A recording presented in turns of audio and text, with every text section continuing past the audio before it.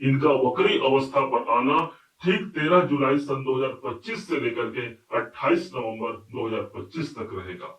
सच कहा जाए तो इस ब्रह्मांड में इस समय पर शनि का आधिपत्य होगा।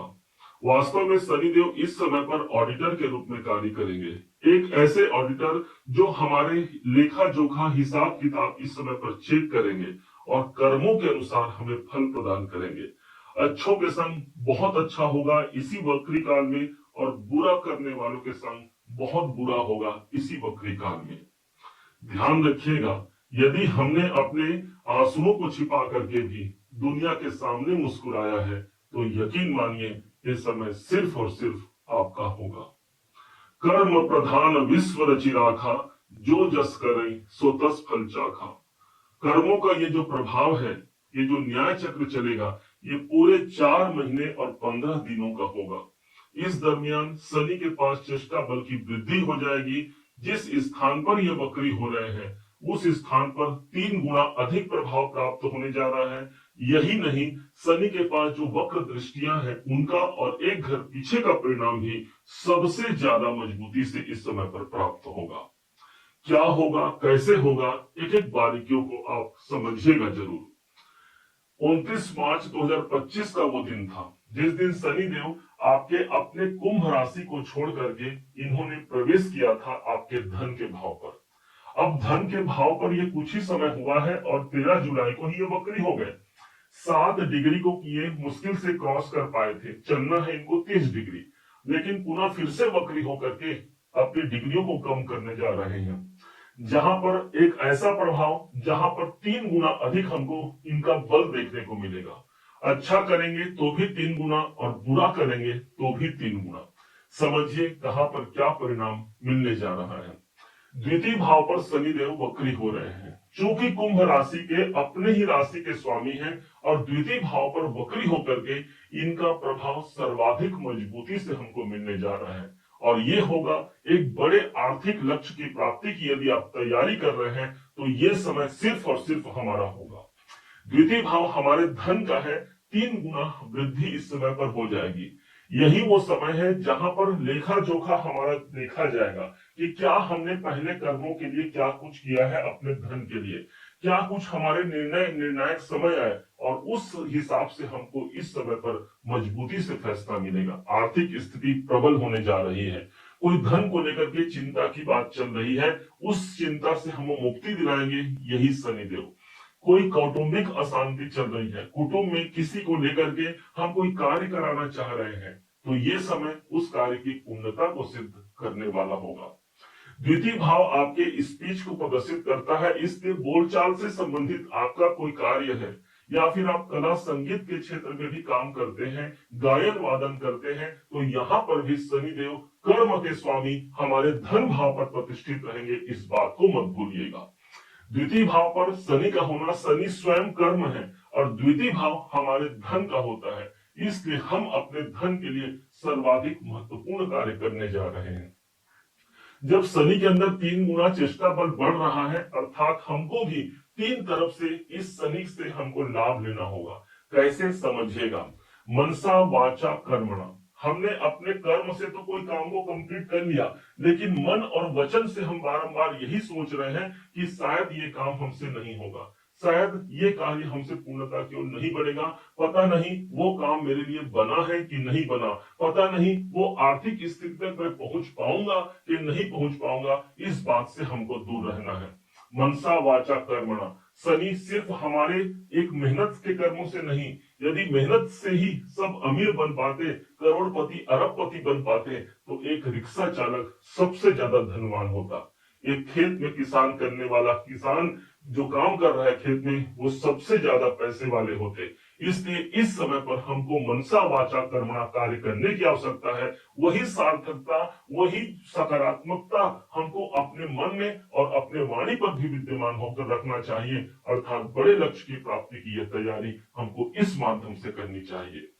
जब शनिदेव वक्री रहेंगे तो इनका प्रभाव एक घर पीछे भी मिलेगा, अर्थात आपके अपने राशि पर ही इनका प्रभाव आ जाएगा। कुंभ राशि के मालिक कुंभ राशि पर प्रभाव आना कोई हेल्थ में प्रॉब्लम चल रहा है, शनिदेव अब आपके ही अपने स्वयं लगन के स्वामी लगन में ही रहेंगे। एक सबसे बड़ी ये शुभ स्थिति रहेगी जहां पर हमारे स्वास्थ्य संबंधित परेशानियों से हम मुक्त भी होते हैं। यही नहीं, कोई कॉन्फिडेंस हमारा कमजोर हो गया है, कहीं इंटरव्यू दे रहे हैं या कोई कोई डील कर रहे हैं, उसमें कॉन्फिडेंस नहीं आ पा रहा है, कॉन्फिडेंस की वृद्धि भी यही शनिदेव निकाल करके देंगे। यहां से शनि के पास तीन दृष्टियां हैं, ध्यान से समझिएगा। पहली जो दृष्टि आएगी, 1 2 3 चतुर्थ भाव पर आ रही है। अगर आप कोई कंस्ट्रक्शन कराना चाहते हैं, कोई भूमि भवन वाहन खरीदना चाहते हैं, तो शनि इस समय पर हमारा सपोर्ट करेगा। शनि स्वयं कंस्ट्रक्शन के कारक हैं। ध्यान रखिएगा, यदि किसी भी कंस्ट्रक्शन में विलंब हो रहा है, आप कोई घर बनाना चाह रहे हैं, बार बार उसमें रुकावट उत्पन्न हो रहा है, तो एकमात्र वो शनि का काम हो सकता है। हो सकता है आपके जन्म कुंडली में शनि की स्थिति कुछ ऐसी बनी हो जिसके कारण से बारंबार रुकावट आ रहा हो, लेकिन यहाँ पर जब गोचर में शनि एक पॉजिटिव सिचुएशन में है, 3 गुना इसका फल बढ़ने जा रहा है, अर्थात कोई प्रॉपर्टी से जुड़े हुए कार्य हमारे पूरे होने जा रहे हैं। यही नहीं, शनि के पास जो अगली दृष्टि है, और यह दृष्टि है सीधे 6 नंबर की राशि अष्टम भाव पर। अष्टम भाव हमारे रुकावटों का होता है, हमारी बाधाओं का होता है, और शनि कहता है मैं कर्म हूं, अर्थात वो कर्म का फोर्स हमारे रुकावट और बाधाओं पर पड़ेगा, जिसके कारण से मेरे कैरियर में रुकावट आ रही है।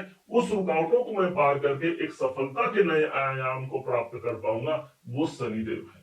अष्टम भाव ऑकल्ट को दिखाता है, अष्टम भाव एस्ट्रोलॉजी को दिखाता है। आपकी जिज्ञासा, आपका ध्यान इस समय पर सबसे ज्यादा पूजा पाठ, धर्म कर्म, ज्योतिष, तंत्र मंत्र की ओर आकर्षित होने वाला है। जो लोग रिसर्चर हैं, अपना रिसर्च इस समय पर आगे बढ़ा सकते हैं। जो लोग राइटर हैं, कुछ पब्लिश करना चाहते हैं, बुक इत्यादि, तो ये समय एक पॉजिटिव समय रहेगा। यही नहीं, अष्टम भाव इस समय पर प्रभावी होगा, इसलिए जो काम बनेगा इस समय पर वो अचानक से कार्य बनेगा, क्योंकि अष्टम भाव हमारे अचानक सहसा से काम को पूरा कराने का स्थान होता है। कोई पैसे हमारे फंसे हुए हैं, धन भाव से शनि की दृष्टि है, वो धन हम तक पहुंच सकता है। शनि के पास जो अगली दृष्टि है, और वो दृष्टि पड़ रही है 11वें घर पर।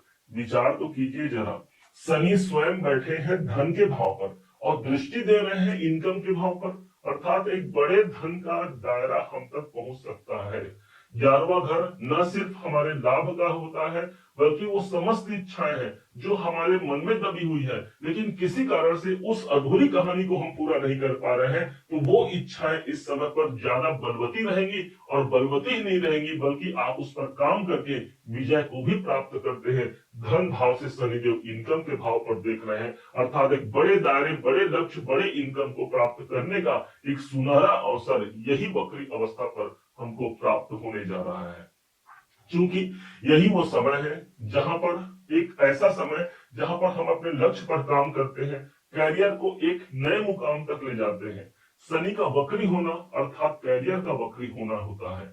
जब शनि आपके अपने राशि पर, आपके अपने लग्न पर प्रभाव देंगे, इसका मतलब आप स्वयं कर्मवान हो गए, और अपने कर्मों को इस समय पर ज्यादा अपना मेहनत कर लीजिएगा। मेहनत का तात्पर्य ये नहीं कि आपको कड़ा मेहनत करना है, इसका तात्पर्य तो ये हो गया ना कि जो आपको ड्यूटी मिली है उस ड्यूटी को आपको निभा लेना है।